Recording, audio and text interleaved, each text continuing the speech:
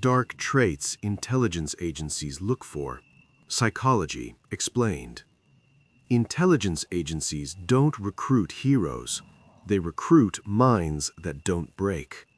Some of the traits they value would make most people deeply uncomfortable. Listen carefully, because these traits exist in more people than you think. The first thing they look for is not intelligence. It's emotional containment. People who can feel fear, anger, or attachment and still act rationally. Not emotionless. Emotionless uncontrolled is the liability. High performers can detach from feelings temporarily and reconnect later without damage. This is rare and dangerous in the wrong hands. If you've ever stayed calm while everyone else panicked, keep listening. This is uncomfortable but essential to understand. Intelligence work doesn't reward rigid morality. It rewards contextual ethics. People who see the world as situational rather than absolute. They don't ask, is this good or bad? They ask, what prevents greater damage?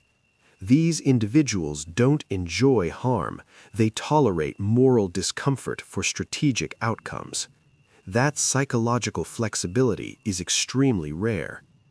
The most valuable minds don't talk much. They observe. They notice micro-patterns, tone shifts, inconsistencies, timing gaps. They remember how people behave, not what they claim. They don't rush conclusions. They let data accumulate quietly. Silence is not weakness. It's information gathering. Here's a dark truth. People with fragile identities are easy to manipulate. That's why agencies favor individuals who know exactly who they are without needing validation.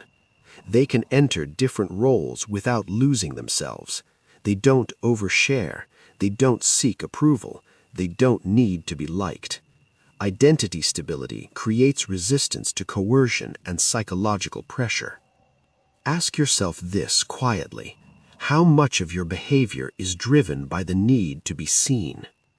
Healthy paranoia is not delusion, it's anticipation. The mind constantly asks, what am I missing? These individuals don't assume safety, they verify it. They don't trust blindly, but they don't panic either. This balance between skepticism and calm is one of the rarest mental traits. Under prolonged stress, most people deteriorate. The ideal candidate adapts. Their nervous system recalibrates. Stress becomes background noise. They sleep when they can, focus when required, and compartmentalize without collapse. This isn't toughness, it's neurological resilience. Big egos are liabilities. The preferred mind has quiet confidence. They don't need credit. They don't chase recognition. They don't need to prove dominance. They let outcomes speak. Low ego makes them flexible. High confidence makes them decisive. That combination is rare and extremely powerful. They can blend anywhere. Different cultures, different belief systems, different social hierarchies. Not by pretending, but by understanding. They read rooms instantly. They adjust tone, posture, pacing. They don't stand out. They don't disappear. They fit just enough. Here's the darkest part. Many of these traits are developed through hardship. People who faced instability, loss, or pressure often build these adaptations unconsciously.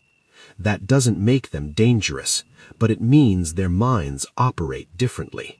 Understanding these traits isn't about becoming one of them. It's about recognizing how power actually thinks. If this made you uncomfortable, good. Awareness is always unsettling at first. Subscribe for psychology that lives in the shadows. Like if you felt this. Comment which part hit hardest. Because once you understand how power selects minds, you understand how the world really works.